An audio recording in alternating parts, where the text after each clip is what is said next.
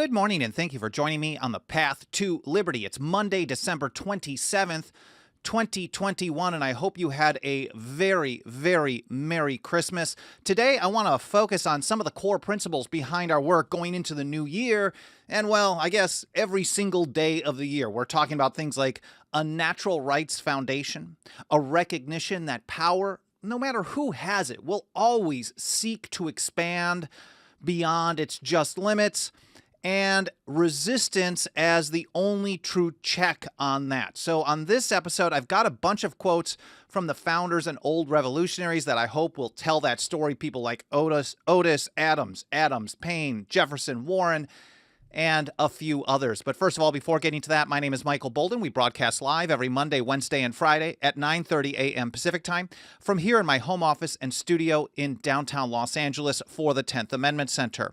Our show homepage has everything you need to follow this show, all the archives for over 3 years on individual episodes like this one today. I publish a blog, an individual blog for every episode. On that one, you'll find all the links that I reference in the episode so you can read and learn more in context on your own time. I've got a bunch of original source documents today, maybe like 17 or 20 of them, something like that. A bunch of stuff for you to check out.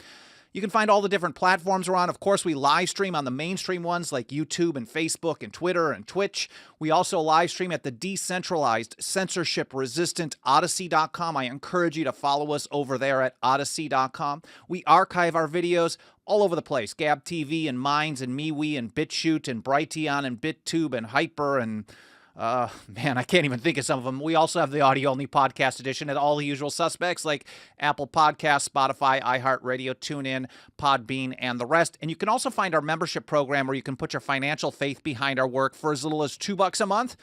And I don't think anyone makes this kind of little bits of money go a long, long way in support of the Constitution and liberty as much as we do. We definitely really get the most bang for your buck. Again, the show homepage is 10thamendmentcenter.com/path to liberty. And a quick hello to everyone out in the live chat while I allow people another moment or two, especially just after a long holiday weekend, to get notifications to join us on this live stream. Hello to everyone out there. There's Dixie Strong in Alabama, Clay Kent, Erwin Haverneck. Good to see you on a live stream. Been a while. Jennifer Coop, Leslie G loves the intro. That's a good one. Yeah, it's powerful. Haji, we get some people complaining that it's jarring or it gives people the creeps, and that's kind of the point. We live under the largest government, the largest empire in history, and things are not happy-go-lucky these days. Haji in Oakland County, Michigan. Justin Polarin in Albuquerque. I apologize if I got the name wrong. Mickey Bell, good to see you. I love you. Liberty Gal, Alan Mosley, I love you as well, too. Thank you all for being here. I will look over the live chat a little bit later today or maybe a little bit later in the episode and see if I can answer some questions or get ideas for future episodes. But let's get right to this. Thank you so much for being here, whether this is your first episode or every single one since day one. And I want to start out with the great James Otis Jr. Let's see if I can get this showing up on the screen in a good way here. Well, that's about as good as it's going to be. I got to work on centering. I'm using a new browser for these live broadcasts, switching to Safari because it's less of a resource hog than Chrome, but who knows? Anyways, let's start with James Otis Jr.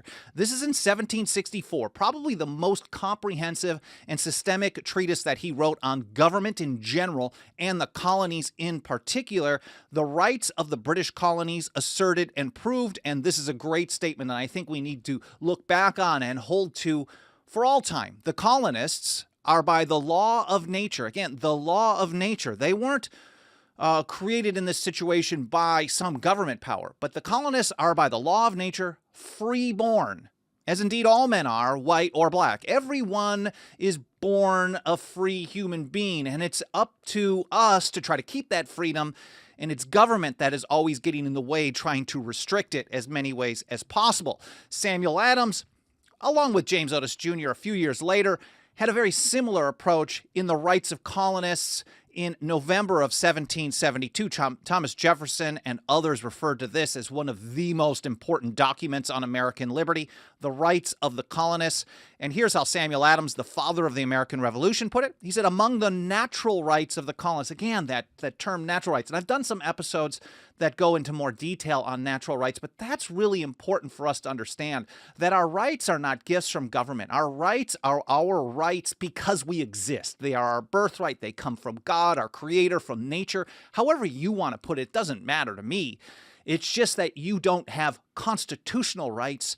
You just have rights. And here's how Samuel Adams put it. Among the natural rights of the colonists are these. It's these, but it's not limited to these. First, a right to life. Secondly, to liberty. Thirdly, to property.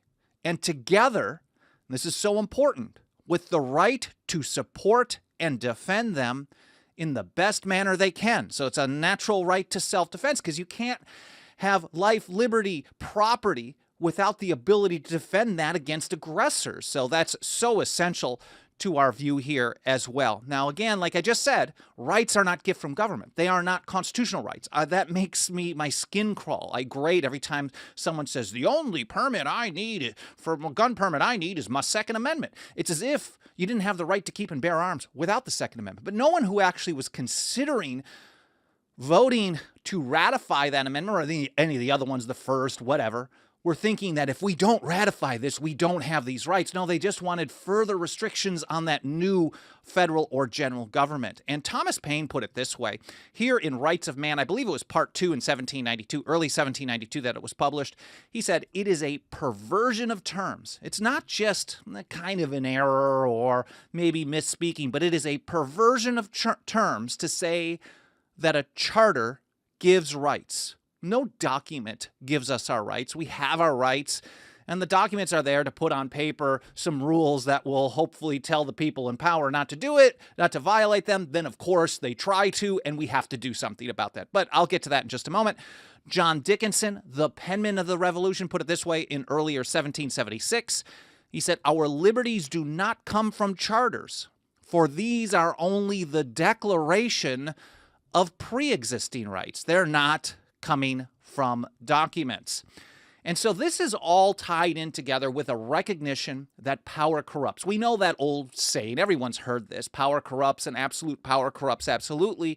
But all the old founders and revolutionaries also had versions of this saying that came from Lord Acton and probably others as well, that power would always grow. Whatever level that the person has power, it's just in the nature of things for power to try to expand, to get more power, influence, control, riches, grandeur, whatever it may be. Here's Abigail Adams in a letter to John Adams. I forget the date. Oh, it looks like March 31st, 1776. Remember, all men would be tyrants if they could. We have to recognize that people with power will eventually try to use that power in a bad way. And if you get once in an eon, once in a generation, once in a lifetime, someone who's willing to do the right thing with power, what you've just done is you've also empowered a future politician or a future government to have the same power, to use that power against you. Remember, all men would be tyrants if they could. That's a very similar message that we heard from William Lenoir. I think it might be originally Lenoir because his name was French. It came from the black. William Lenoir in the North Carolina Ratifying Convention in July of 1788. He said, it is natural for men to aspire to power. This is in our nature. It's part of what makes us corrupt as human beings. We all may think we're amazing or we do our best, but everyone, when they get power, they're tempted to try to use it. Even if they think they're doing it for the right reasons, they're still trying to expand it. It is natural for men to aspire to power. It is the nature of mankind to be tyrannical. That's William Lenoir. Here, John Adams in his 1765. There's two John Adamses out there. There's kind of a Dr. Jekyll, Mr. Hyde. There's the good guy, the one who was the Atlas of Independence before and during the Revolution. And then there's the one who actually got into power as president and used that power sometimes in really bad ways. So he's a great example of this. And so I like to cite him, especially his early writings, because they're so good. And they were very influential on me when I started reading a lot of this stuff from the Founders and Old Revolutionaries back in the day. He was really one of the first ones, he and some of the anti-federalists, so opposite ends of the spectrum. Here's John Adams, 1765, his dissertation on the canon and feudal law. The jaws of power are always open to devour. always. It's not most of the time, sometimes, or just when there's not good guys there. Jaws of power are always open to devour, and her arm is always stretched out, if possible, to destroy the freedom of thinking, speaking, and writing. Always, always. We have to remember that at all times. And that's why so many of the founders and old revolutionaries recognized that every time you allow someone to have a little bit of extra power, even the smallest amount, even if it's for a good reason, that is the precedent that leads to the next expansion of power and the next and the next and the next. And there's so many stories about how precedent has built upon precedent over the years and how many times we were warned against that by the founding generation. Here, for example, Thomas Jefferson, in his opinion on the constitutionality of a national bank, February of 1791, he said to take a single step, one single step, beyond the boundaries thus specially drawn around the powers of Congress, one step beyond the limits of power delegated to the federal government in the Constitution, he said, is to take possession of a boundless field of power, no longer susceptible of any definition. To Jefferson, to me, and to so many of us who stand for the Constitution and liberty, either you're within the bounds or you're not. That's it. It's very black and white in that situation. You're either within the Constitution or you're outside of it. And as soon as you're outside of it, someone else is going to find another way to be outside of it. And again, and again, and again. Keep going. Thomas Jefferson, here again, James Adams. Here he is writing as Novanglis in his third paper in 1775. He said, nip the shoots of arbitrary power in the bud. This is the only maxim. Not a good idea, not something to try once in a while. The only maxim which can ever preserve the liberties of any people. This is the same message that really Jefferson was saying a couple of decades later. Well, my government-run school math education's pretty bad. So, like 15 years later, 1775, 1791, they're saying basically the same thing. Soon as you have one step beyond the limits of power, the Constitution, it's too much. And Adams is saying you have to nip the shoots of this. He said, obsta principiis. And this is the same thing that he got from James Otis, and I'll get to that in a moment as well. That is the only way to keep government in check. And we also have to recognize that in a constitutional system, arbitrary power is anything not within the bounds of the Constitution. So when John Adams is saying nip the shoots of arbitrary power in the bud, he's basically saying anytime they're not authorized to do something, you have to cut it off. You have to nip it in the bud. Thomas Paine put it this way: all delegated power is trust, and all assumed power is usurpation. Usurpation was a term that the founding generation was very familiar with. We don't use it too often in day-to-day life. Hey, you're usurping my whatever, my rental clause or something in my contract. No. Usurpation is a theft of power by government. When government exercises power not delegated to it, it is stealing the final authority, the sovereignty of the people of the several states. It's exercising powers. It's stealing and usurping it. And what do you do about it? Let's get back to James Otis Jr. here. And this was in 1767 in an essay he was writing as Freeborn American. He said, "It is, my countrymen, of the utmost consequence that we boldly oppose the least infraction of our charter and rights." The least. No, and he's actually separating our charter and rights as well. It's a very kind of a similar message by accident to what I was mentioning earlier, Paine and John Dickinson. Liberties do not come from charters, but as soon as they go beyond those charters, we have to actually boldly resist, boldly oppose even the smallest infraction. Jefferson said a single step beyond that charter, beyond the Constitution itself, is a boundless field of power, and that's why Otis, some time earlier, was saying the same thing. He said, obsta principiis. It's a Latin phrase which basically translates to nip the shoots of arbitrary power in the bud. He said it's a maxim never to be forgot. So when we're thinking never forget, it's obsta principiis. If we do not resist at the first attack, it may soon be too late. Again, that's James Otis Jr. writing as Freeborn American in 1767. And if we're thinking back to all power exercised outside of the Constitution as being a usurpation, like Paine said, Here's James Iredell, one of the first justices, associate justices on the Supreme Court. I think he was the third one that was nominated and got onto the court from George Washington. Here he is in the North Carolina ratifying convention in the summer of 1788. James Iredell said, "The people will resist if the government usurp powers not delegated to it." He was saying, look, we got to recognize that no matter what we do to structure this government, there's going to be some parts of it that someone's going to use in a bad way. We have to acknowledge that. No matter what government, no matter what rules you put on paper, there are always going to be people in power that are going to try to go beyond that. So how do you deal with it? He said, well, the people have to resist. That's how you keep government in check. It is the only maxim that will preserve the liberties of the people, really. Theophilus Parsons had a very similar observation in the Massachusetts ratifying convention in January, a few months earlier, January 1788. He said, an act of usurpation, when they exercise a power not delegated to them in the Constitution. He's arguing for ratification in Massachusetts, where it was a very tight vote. It was very, very close. And he was saying, like, look, this could happen. But we have to acknowledge that as soon as they try to exercise powers outside of the realm of what's been delegated to them in the Constitution, this is a usurpation. And usurpation of power is not something, it's not law. It's not binding on you, so it's not obligatory. And he said, it is not law.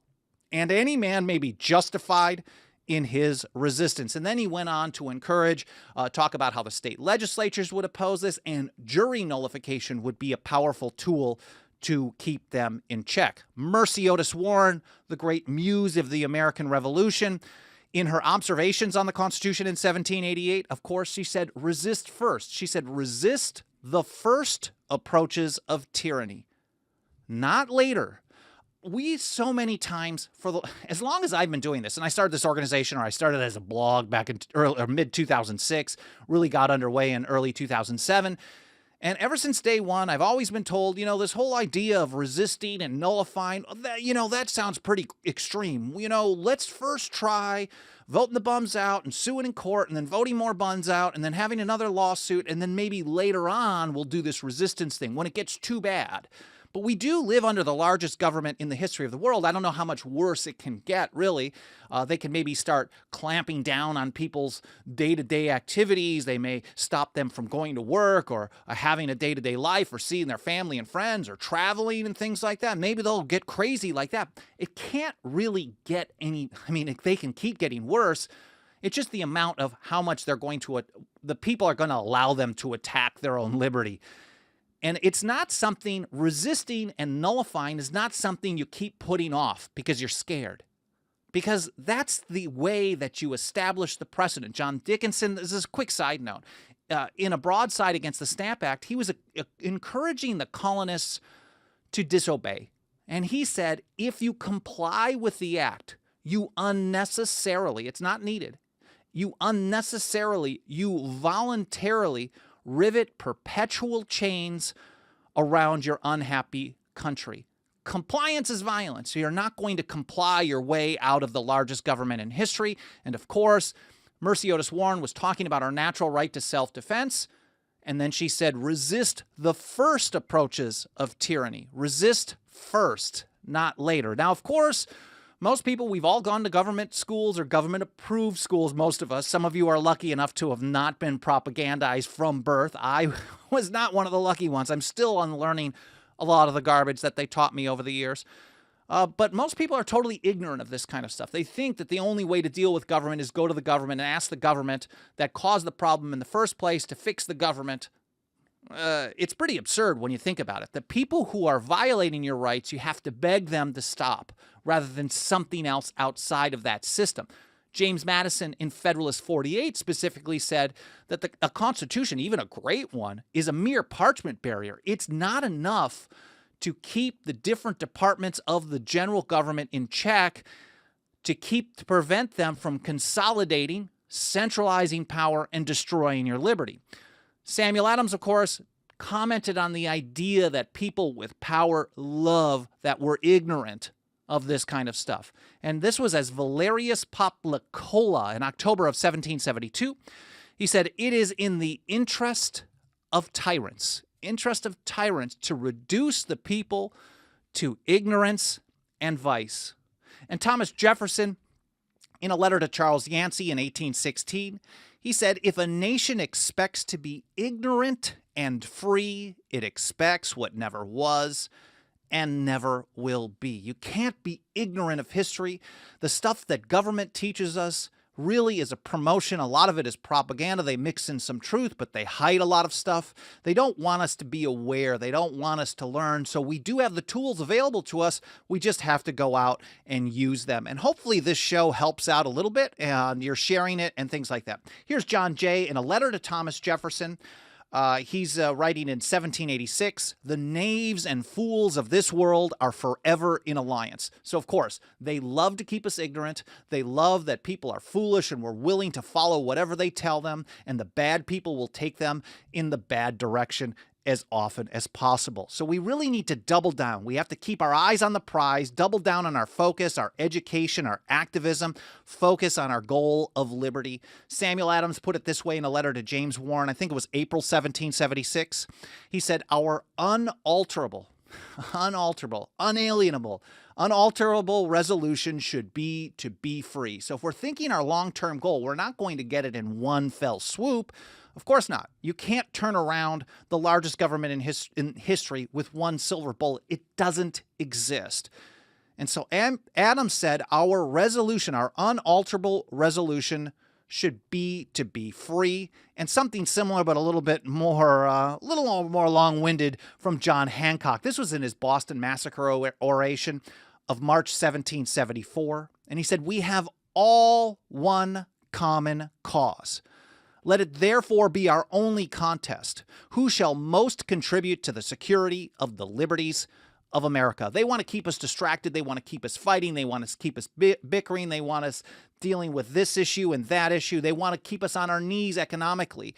But when you get down to it, our only goal should be who is going to advance liberty the most. I mean, if we want to put it into a team sport by that, but that is so, so important. Well, I hope you guys found this interesting. I hope it was educational more than anything. I hope it inspired you as much. These types of messages remind me of why I do the work that I do not every single day. I had 2 days off for Christmas this year, which is really, really nice, but almost every single day of the year while I'm rolling up my sleeves and pushing for the Constitution and liberty against odds that might seem insurmountable. But for me, I think it's our duty to do what's right, no matter how difficult the odds may seem. Even if I don't think that we're going to accomplish a land of liberty in my own lifetime, I want to do everything I can to set the foundation for people in the future to take that torch and run with it. Let me take a quick look over in the live chat and see if there's anything interesting that I can respond to. Larry Clark, "Ignorance is running rampant." It is insane. My favorite, I'm on YouTube quite a bit during the day. I spend a lot of time on Twitter, but it is amazing. I try to avoid reading comment threads, but when I go into one of these mainstream platforms on anything, a good article, a bad article, the amount of total ignorance is just, it's mind-blowing. So I have to try to avoid that from time to time. Tim Martin is right. Sadly, most Americans are comfortable in their ignorance. Mercy Otis Warren talked about this in an essay some years ago, of course, while she was still alive. But she talked about how why there is kind of this societal obedience that happens. In most societies, all through history, you'll find that people are willing to just comply with all kinds of stuff that violates their rights. And she said only once in a while do they go so far that you awaken kind of a sleeping giant. And I think we're still in that heavy sleep phase. So I'm not really expecting any major saviors out there at this point. Maybe at time we all have to start spreading some truth, some love, some liberty and peace and things like that, and hopefully it'll catch on with others. Leslie G says, "Amen. Set up the next generation to take back liberty." Now, if we're lucky and the things that we do, we can only do the best that we can do. And that's what I do. Part of what I do the best is I try to share as much information as possible with as many people as possible relentlessly. I've been doing this for over 15 years now, and that's what I can do in my own life. So we have to do our best, and we keep our expectations to a point that's realistic, or keep them low, and then either you're going to be right or you're going to be surprised when things go better. So if things happen to advance for liberty in our lifetime, then that's wonderful. But if they don't, that doesn't mean give up. You can't give up, because that, as Samuel Adams put it, is the wish of our enemies. He said this is the time where we need the most fortitude and perseverance. Let's see what else there is. Ed Henn says they love Goebbels. Tell a lie enough times and it becomes the truth. Yeah, absolutely. Modern day government loves the dude. Absolutely. Well, I think even if they don't think about that person individually, they certainly use the tactics. They keep using them over and over and over. Ed Henn said, I've come for the quesadillas. Clay Kent, the people grew fat and lazy. Well, that's kind of the bread and circuses approach on things. If people are relatively comfortable, they can still live their day-to-day lives. Like most people don't want to have to be standing up against an empire, against tyranny of any sorts. They want to be able to spend time with their family. They want to have social time. They want to relax. They want to read, watch TV, play games, whatever. Have a life, have a career, do things they love. They don't want to have to be dealing with someone who's attacking them at every turn. And so a lot of people will just take the easy way out. And we see this happen a lot. Well, if we just keep complying with this, then it'll go away. If we comply with this, it'll go away. That'll be the last of it. But no, as John Dickinson really called it back in 1765, if you comply, you voluntarily rivet perpetual chains around your unhappy country. Anyways, I hope you guys found this interesting. I hope it was educational. I hope it at least made you think. It's not real deep education on this one, but I think these quotes all together tell a story that has some meaning to me, and I hope that was expressed in this episode with you. Of course, if you enjoy the show, you like what we do, you support our work at the TAC, you want to see us reach and teach more people, please consider joining us as a member. It starts out as little as $2 a month. We also have annual versions, lifetime, etc. over at 10thamendmentcenter.com/members. And if you want to help us spread the word on social or on any of these platforms, you can do so, especially the mainstream ones. Just any of these actions will help trigger the algorithm of those platforms and tell them to show it to more people. So like a review on Apple Podcasts or Spotify or any other podcast platform, smashing the like button on YouTube and Facebook, leaving comments, especially in the archive, sharing links, all that stuff will get us more reach. And we've been reaching more and more people every single month all year. Thank you so much for the help. And yeah, that's it. Of course, 10thamendmentcenter.com/members. I hope you had a great Christmas. I hope your week is off to a good start. And I'll see you on Wednesday here on the path to liberty.